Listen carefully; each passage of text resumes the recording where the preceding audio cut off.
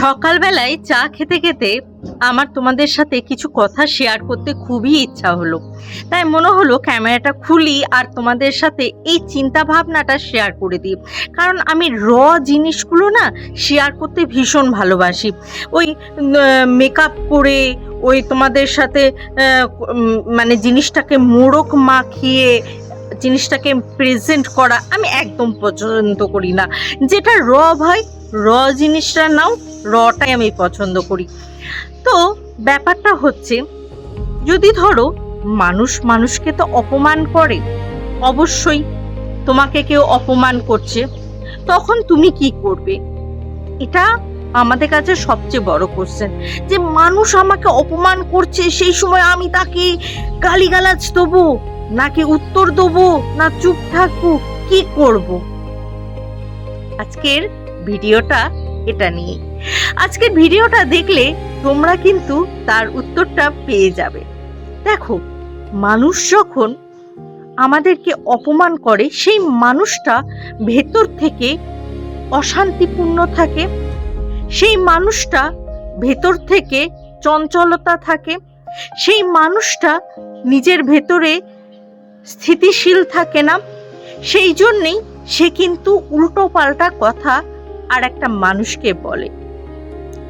তো যখন সামনের মানুষটাকে সে এরকম করে উল্টো পাল্টা কথা বলবে, সেই সামনের মানুষটাও যদি সেই পরিস্থিতিতে চলে যায়, অর্থাৎ ওই নার্ভাস পরিস্থিতিতে চলে যায়, ওই দোতলা মানে দামাদল পরিস্থিতিতে চলে যায়, যেমন বলছে সেরকম ভাবেই যদি রিয়াক্ট করে, তাহলে তো ভুল, একদমই করা যাবে না সেটা। তাহলে কি করতে হবে? তাহলে যে অপমান করছে তাই সেই সময় চুপ থাকো। হ্যাঁ, চুপ থাকো। কেন বলছি এই কথা? কারণ একটাই, তুমি যদি চুপ থাকো না, তাহলে যার অপমান, যে অপমানটা করেছে তার কাছেই সেটা ফিরে যাবে। কারণ দেখো, আমাকে কেউ একজন একটা কোনো আম বা কোনো ভালো কিছু উপহার গিফট করছে, গিফট দিল, আমি সেই গিফটটা গ্রহণ করলাম না, তাহলে কি হলো?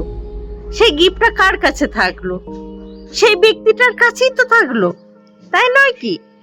তাহলে আমাদেরকে যে অপমান করবে, সেই অপমানটা যদি আমরা গ্রহণ না করি, আমরা যদি সেখানে চুপ থাকি, আমরা যদি আমাদের মেন্টালিটিটাকে শান্ত রাখি, তাহলে কি হবে? যে আমি তো তার কটু কথাগুলোকে গ্রহণ করলাম না, তার কটু কথাগুলো তার কাছেই থেকে গেল। আর সমাজ কি বলবে? আমাদের কাছে বড় কোশ্চেন আসে, সমাজ কি বলবে? আরে ভাই, সমাজটা কাকে নিয়ে? সমাজটাই এই তো তোমার আত্মীয় স্বজন, পাড়া প্রতিবেশী, এদেরকে নিয়েই তো।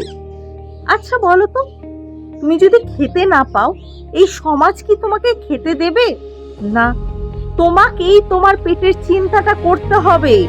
তোমাকেই তোমার মানে কিভাবে তুমি খেতে পারবে, কিভাবে তুমি সুস্থভাবে টিকতে পারবে, কিভাবে তোমার মন খারাপ হলে সেই চোখের জলটা মুছবে, সেটা তোমাকেই চিন্তা ভাবনা করতে হবে।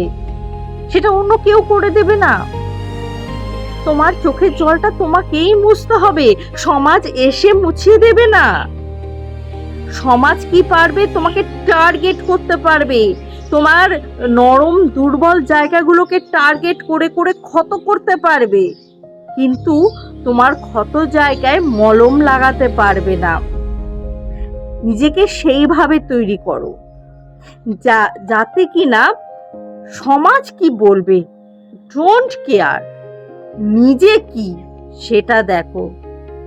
সমাজের চোখে তুমি ঠিক না ভুল সেটা হওয়ার জন্য তুমি তৈরি হওনি, তুমি নিজের চোখে ঠিক না ভুল সেটা দেখার জন্যই তুমি কিন্তু তৈরি হয়েছো।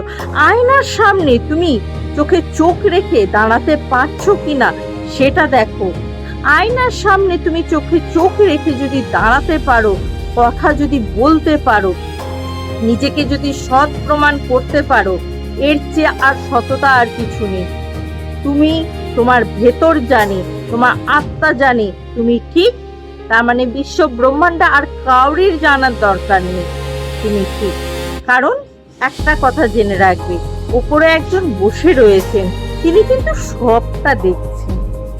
সুতরাং তার উপরে বিশ্বাস রাখো।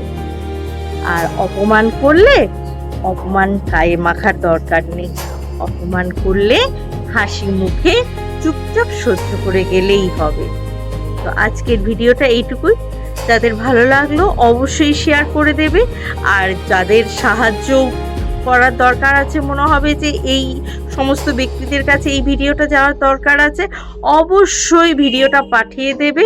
আর কমেন্টে লিখবে কার কার মনের মতন হলো ভিডিওটা, লাইক করবে, শেয়ার করবে, আর প্রচুর পরিমাণে সাবস্ক্রাইব করে নেবে আমার এই ছোট্ট চ্যানেলটিকে। তো চলো, টাটা।